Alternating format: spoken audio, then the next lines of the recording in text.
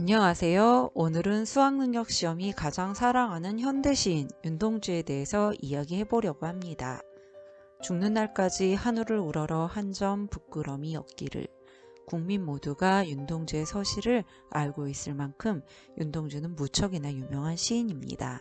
그러면서도 윤동주 시인의 시는 수학능력 시험이 시작된 1994년부터 지금까지 언어 영역, 국어 영역에서 무려 5번이나 출제될 정도로 수학능력 시험이 사랑하는 시인입니다. 1995학년도에는 서시가, 1998학년도에는 별의 는 밤이, 2001학년도에는 다시 서시가, 그리고 2011학년도에는 자아상이, 2020학년도에는 바람이 불어가 출제되었었습니다. 이육사 시인도 5번 수학능력 시험에 이름을 올렸지만 평가원 모의고사까지 범위를 늘리면 윤동주 시인의 시는 무려 10번이나 출제가 되어 단연 1등을 차지했습니다. 이 정도면 여러분이 윤동주 시인을 알아야 하는 명분은 충분할 것 같습니다. 왜 수능은 윤동주의 시를 그토록 좋아하는 것일까요? 첫 번째 답은 윤동주가 살았던 시대와 그의 삶에서 찾아볼 수 있습니다. 윤동주 시인은 1917년 일본 제국주의 칼날이 잠시나마 비껴가던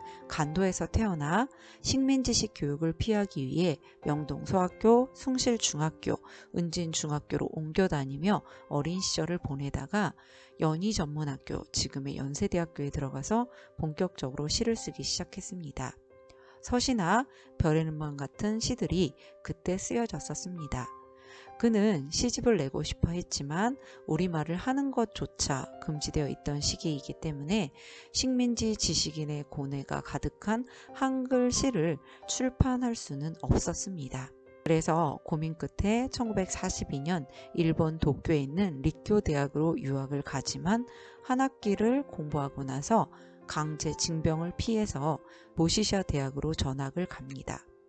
그리고 1943년 7월 어쩔 수 없이 귀향을 선택했지만 귀국선을 타기 전에 항일운동 혐의로 경찰에 체포되어 일본 후쿠오카 형무소에서 복역을 하다가 1945년 2월 16일 독립을 딱 6개월 앞둔 날 생을 마감하게 됩니다.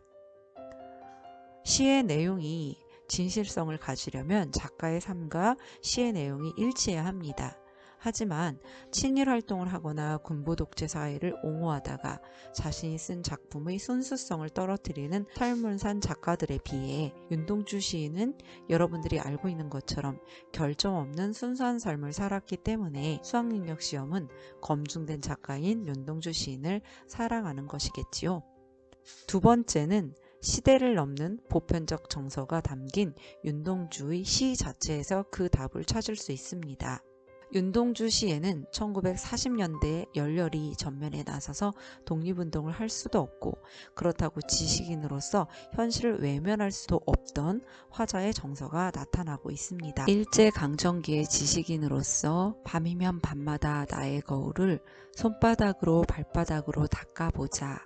반성을 하고 시가 이렇게 쉽게 쓰여진 것은 부끄러운 일이다. 소극적인 자신을 부끄러워도 하지만 모가지를 들이우고 꽃처럼 피어나는 피를 얻어가는 하늘 밑에 조용히 흘리겠습니다. 결국 다짐을 하며 끊임없이 자신을 성찰하는 양심선언적 성격을 갖는 시들이 많이 있습니다.